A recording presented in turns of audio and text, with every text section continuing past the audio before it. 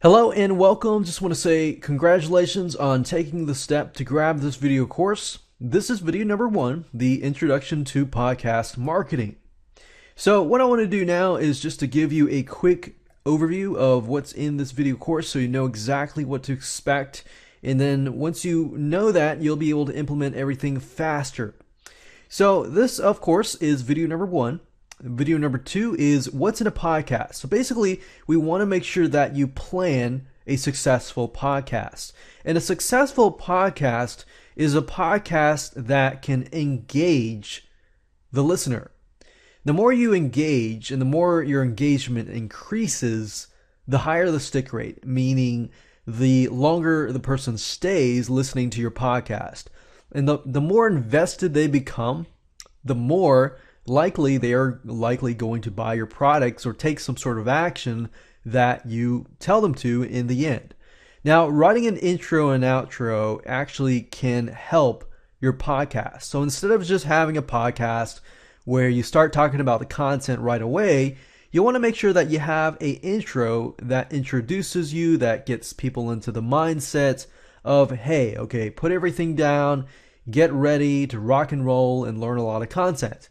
And then talk about you a little bit, not really talk about you, but in the sense of, hey, so-and-so is the expert, stay tuned, blah, blah, blah. So basically introduces you to the audience and gets them all excited.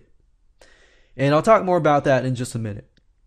And then, of course, outro is the ending, the call to action. So even at the end of your podcast, you could have a specific call to action, but the outro would be more of a general thing like, hey, visit my site, share it with your friends, and things like that. Now, don't worry, I'm going to show you exactly what to write step by step, word by word, so you can simply copy and paste this. Video number 4 is we're going to hire a voiceover artist for the intro and outro. Now, the reason why we want to do that is because subconsciously, this can actually help you. Subconsciously, if somebody else introduces you, like a professional voiceover artist introduces you, and then you jump right in, and then the outro is when they tell people to take action and so forth, that can actually help your podcast. So more on that later. Video number 5 is microphone and software editing tools. I'm going to show you exactly what microphones to use so you can have a high quality podcast, because unfortunately people do judge a book by its cover. So that in this case, they are going to judge you by your audio quality. Now, if your content is really, really good, most likely people are going to stay till the end. But it's going to be hard if your quality is not good. So you want to make sure that your quality of your audio is really, really good. And that brings us to video number 6. We're going to talk about how to record your podcast, how to create soundproof environments, because environment is actually crucial to creating a good, high quality audio. Video number 7, we're going to edit your main podcast yourself. So I'm going to show you how to edit using editing tools and free software editing tools.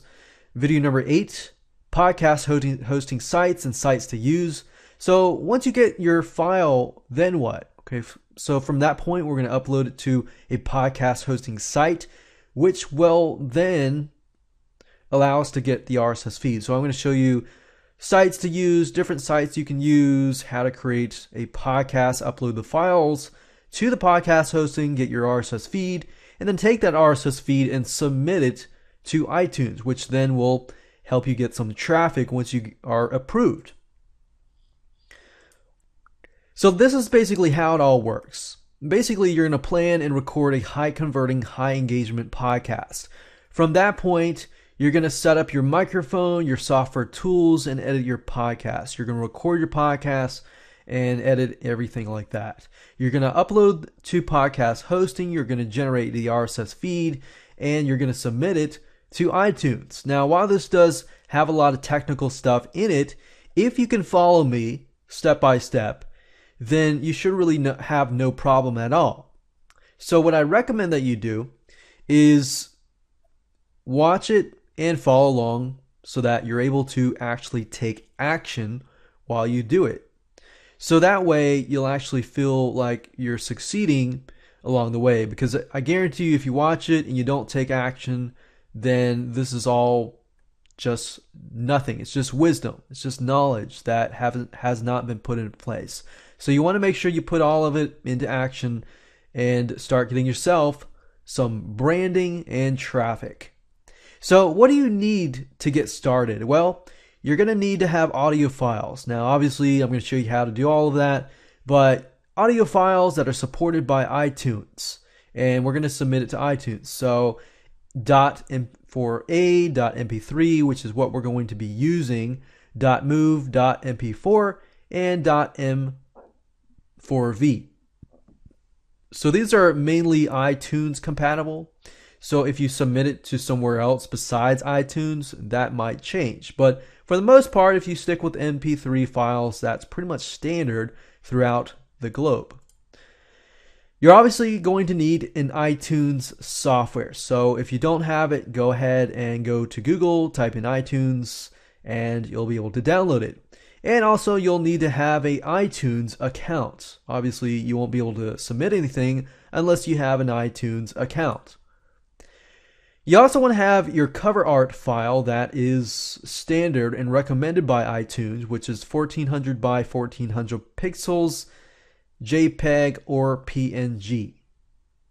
Now, I'm not really going to show you how to create one of these art files, but you can hire somebody to create a graphic for you if you want to, or you can do it yourself. So I'm giving you the standards of what you need. But once you've gathered all of that, then you can easily just post it all to the podcast hosting site. You're also going to need some money to hire a voiceover artist. I'm going to show you exactly sites that you can go to hire voiceover artists for low costs. You're also going to need some money to get a soundtrack, and this is what helps create an environment, whether it's fun, whether it's serious, and things like that. Soundtrack, as you know, if you're watching a movie or a video, if you put some creepy sound in there, it's going to sound creepy. If you take the same clip and put something happy, then even if it is scary, it's not going to be scary. So soundtracks are important. That's part of the whole podcast blueprint. So with that said, let's go ahead and get started and jump right in to talk about how to plan your podcast in video number 2.